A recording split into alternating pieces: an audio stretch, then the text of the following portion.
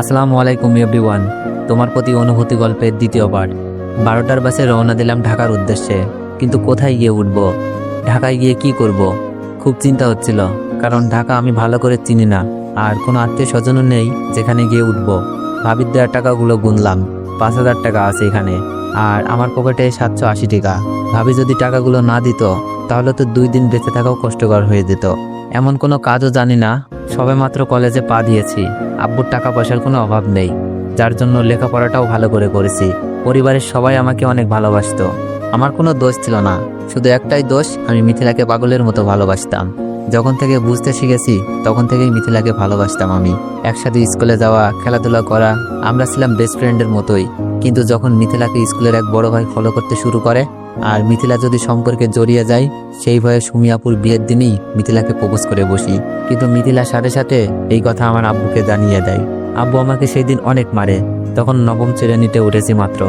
আমার আর বিয়ে খাওয়া হইল না। আব্বুর হাতের মার সেই দিন প্রথম খেয়েছিলাম। আব্বু বলেছিল মিথিলাকে যেন নিজের বোনের মতোই দেখতে। আমার মায়ের দেখে মিথিলা অনেক হেসেছিল, কিন্তু মিথিলার প্রতি আমার কোনো রাগ আসেনি।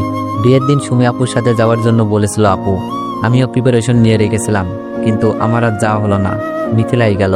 আব্বু আমাকে মারের কারণটা শুধু ভাবিই জানতো, আর সবাই জেনেছিল আমি দুষ্টুমি করেছি তাই মেরেছে। অনেকে আব্বুকে রাগ দেখেই বলেছিল দুষ্টুমির জন্য কেউ এমনভাবে মারে, আর বিয়ের দিন ফাজলামি করবে না তো কবে করবে। আপুকে আনার জন্য গিয়েছিলাম। আপু না যাওয়ার কারণটা কি জানতে চেয়েছিল, কিন্তু কিছুই বলে নাই। তবে মিথিলার মনে যেন আনন্দের জোয়ার বইছে। নতুন দুলাভাইয়ের সাথে ভালোই খাতির জমেছে। আমার খুব ভালো লাগতো বড় ভাইয়ের অভাবটা দুলাভাইকে দিয়েই পূরণ করুক। আপুকে নিয়ে বাসায় আসলাম।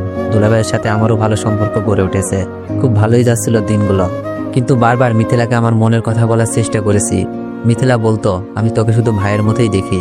দুলাভাইকে দিয়েও বলেছিলাম অনেকবার, কিন্তু কাজ হয়নি। তবে দুলাভাই আর মিথিলাকে অনেকবার একান্তে দেখেছি।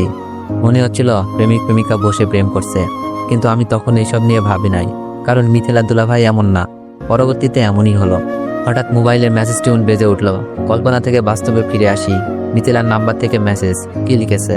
আমার রূপ বের করতে গিয়ে নিজেই ধরা খেয়ে গেলি, কি অভিনয়টা না করলাম। মিথিলার লেখাটা পড়ে চোখের কোণে জমে থাকা কষ্টগুলো বের হতে যাচ্ছিল। আমি জানি না তুই এমনটা কেন করছিস, তবে আমি চাইলেই তোদের রূপটা বের করে দিতে পারতাম, কিন্তু তোর সম্মান আর আপুর সংসারের কথা ভেবে কাউকে কিছু বলি নাই। মিথিলা বলল, তাই নাকি? তোর কাছে কি প্রমাণ আছে নিজেকে সাধু বানানোর জন্য? তবে কেন তোকে বাসা থেকে বের করেছি জানিস? যেন আমাদের সম্পর্ক আর কেউ না জানে, আর তোর কাছে যেন ছোট হয়ে না থাকতে হয়। আমি বললাম, ভালো করেছিস, এতে আমার কোনো দুঃখ নাই। শুধু বলবো আপুর সংসারটা যেন নষ্ট না করিস। তোদের এই অবৈধ সম্পর্ক নষ্ট করে সবাই যেমন ভাবতো তোকে সেই রকম যেন ভাবে। মিথিলা বলল, তুই আমাকে বলবে আমি কি করব? আমি দুলাভাইকে বিয়ে করব। তারপর আমি রিপ্লাই দিলাম, কিন্তু মেসেজ সেন্ড হচ্ছে না। বুঝতে বাকি নেই এই সিমটা নষ্ট করে ফেলেছে। কিন্তু আমার মনে খুব ভয় জন্মেছিল, আপুর সংসারটা কি মিথিলা ধ্বংস করে দিবে। তাই আমি সাথে সাথে দুলাভাইকে ভিডিও পাঠিয়ে ছোট করে মেসেজ লিখে দিলাম। আমি চাইলে এই ভিডিওটা সবাইকে দেখাতে পারতাম, এতে করে আপনার সম্মান কোথায় যেত একবার ভেবে দেখেন। কিন্তু আমি তা করিনি। আমি না হয় এই অপবাদে ভালোভাবে বেঁচে থাকতে পারবো, কিন্তু মিথিলার আব্বু নাই। আমার আব্বু নিজের মেয়ের মতো করে আদর করে, সেই আদরটা থাকতো না। আর মিথিলার সম্মানটা কোথায় থাকতো? আর আপনার আপুর চোখে সারা জীবন ধর্ষক হয়ে বেঁচে থাকতেন। হতে পারতো আপনার সংসারটা ভেঙে গেছে, আর আমাদের বাড়িতে সেই সম্মানটা আছেই, সেই সম্মানটা ঘৃণায় পরিণত হতো। তাই আপনাদের একটা সুযোগ দিলাম, আপনাদের অবৈধ সম্পর্ক নষ্ট করুন, সম্মান আর আপুর ভালোবাসা নিয়ে বেঁচে থাকুন। মনে রাখবেন আপনার একটা ফুটফুটে বাচ্চাও আছে। আমি মেসেজটা দিয়ে বসে রইলাম। বাস একটা স্টেশনে এসে থামলো। বাস থেকে নেমে পেটে খুব ক্ষুধা লাগছিল, তাই হোটেলে গিয়ে খাবার খেয়ে নিলাম। রাস্তার পাশ ধরে হাঁটছি, কিন্তু এখন আমি কোথায় যাব, কি করব ভেবে পাচ্ছি না। আব্বু আম্মুর কথাগুলো কানে বাজছিল। তুই আমার ছেলে না, তোকে কোন পাবে পেটে ধরেছি। মাগো, তুমিও তোমার ছেলেকে চিনলা না? চোখ থেকে অনবরত পানি ঝরছিল। অন্য মনস্ক হয়ে রাস্তা দিয়ে হাঁটছিলাম। দুপুর গড়িয়ে বিকেল। হঠাৎই রাস্তার মাঝখানে একটা বাচ্চাকে দেখলাম, যে কোনো মুহূর্তে গাড়ির নিচে চাপা পড়তে পারে। আমি কোনো কিছু না ভেবেই ব্যস্ত রাস্তায় নেমে গিয়ে বাচ্চাটিকে কোলে নিয়ে রাস্তার পাশ দিয়ে যাই, কিন্তু শেষের দিকে একটা গাড়ি এসে আমার পায়ের উপর উঠিয়ে দেয়। আমি ব্যথায় কাতরাচ্ছি। বাচ্চাটির মা এসে আমাকে হাসপাতালে নিয়ে গেল, আর একদিক দিয়ে আমাকে ধন্যবাদ জানাচ্ছে, অন্য দিক দিয়ে নিজের বেখেয়ালির জন্য বাচ্চাকে বাঁচাতে গিয়ে আমার এমন অবস্থার জন্য নিজেকে দোষারোপ করছে। ডাক্তার এসে আমাকে কি যেন একটা ইঞ্জেকশন দিল। আস্তে আস্তে আমার চোখ দুটো বন্ধ হয়ে আসলো। চোখ খুলে দেখি পায়ে ড্রেসিং। বাচ্চাটি ও বাচ্চাটির মা আরেকটা আমাদের বয়সী মেয়ে পাশে দাঁড়িয়ে আছে। ডাক্তার এসে বললেন, পাটা খুব ভালোভাবে ভেঙেছে। আমি ওষুধ লিখে দিচ্ছি, নিয়মিত খাবেন। আর রোগীকে 1 মাস রেস্ট দিতে হবে। খেলাধুলা কোনো কাজ করতে পারবে না। 15 দিন পর আমাকে দেখিয়ে যাবেন।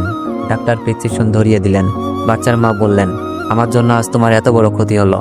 আমি বললাম, না না আন্টি, নিজেকে দোষারোপ করবেন না, এটা শুধু একটা অ্যাক্সিডেন্ট।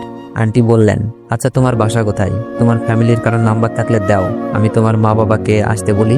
আমার মোবাইলটা কোথায়? মোবাইল খুঁজে পাচ্ছিলাম না। মোবাইলটা আমার হাতে দিয়ে বলল, তোমার মোবাইল রাস্তায় পড়ে ভেঙে গেছে। এটা তো একেবারেই গেছে। মোবাইল হাতে রেখে পকেট থেকে ভাবির দেওয়ার টাকাগুলো বের করে বললাম, আন্টি, হাসপাতালে কত টাকা বিল এসেছে জানি না। আমার কাছে এই কয়েকটা টাকা আছে, গ্রাম থেকে আসার সময় নিয়ে এসেছিলাম। টাকাটা নিন প্লিজ। আন্টি আমার টাকাটা পকেটে ঢুকিয়ে দিয়ে বলল, কি করছো তুমি এইসব? আমার ছেলেকে বাঁচাতে গিয়েই তোমার এই অবস্থা, আর তুমি আমাকে চিকিৎসার খরচ দিচ্ছ। আন্টি বলল, তোমার পরিবারে কেউ নেই? তাদের তো খবর দিতে হবে। আছে, আব্বু আম্মু ভাই ভাবি চাচা চাচাতো বোন, কিন্তু এখন আমি ওদের কেউ না। বলতেই চোখ দিয়ে পানি বেরিয়ে আসলো। আন্টির সাথে থাকা মেয়েটি বলল, তাহলে আপনি যাবেন কোথায়? আমি কান্না করছিলাম আর বলছি, জানি না, আর সকালেই বাসা থেকে বের করে দিয়েছে আমাকে একটা মিথ্যা পাপের অপরাধে। আন্টি বলল, আচ্ছা তাহলে তুমি আমাদের বাসায় আসো, তোমার এখন রেস্টের দরকার। না আন্টি, এটা কি করে হয়? উপকার করেছি বলে আপনাদের বাসায় গিয়ে উঠবো? মেয়েটি বলল, চুপ করেন, এত ভালো মানুষ সাজার দরকার নাই। আমার ভাইকে বাঁচিয়েছেন, এখন আপনাকে বাঁচানোর দায়িত্ব আমাদের। চলুন। চলো ওঠো। আন্টি আমার 1 হাত ধরে তুললেন। আন্টি আমার কাপড়ের ব্যাগটা কই? আন্টি বললেন, আমরা তো তোমার ব্যাগ দেখি নাই, মনে হয় কেউ নিয়ে গেছে। আন্টি 1 হাত ধরে আর মেয়েটি আর 1 হাত ধরে হাঁটার জন্য বলল, কিন্তু আমি পা ফেলতে পারছি না, খুব কষ্ট হচ্ছে। প্রথম পা ফেলেই চিৎকার দিয়ে উঠলাম। আন্টি বলল, আস্তে আস্তে পা ফেলো। তো এভরিওয়ান, নেক্সট পার্ট চাইলে একটু বেশি বেশি কমেন্ট করুন আর একটু বেশি বেশি কপি লিঙ্ক করে দিন। ধন্যবাদ।